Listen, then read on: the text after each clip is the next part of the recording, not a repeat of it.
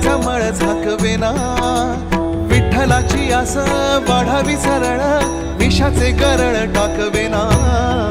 जगण्याचे देवा लाभो ऐसे बळ, दुर्गुणाचा वळ पाहावेना.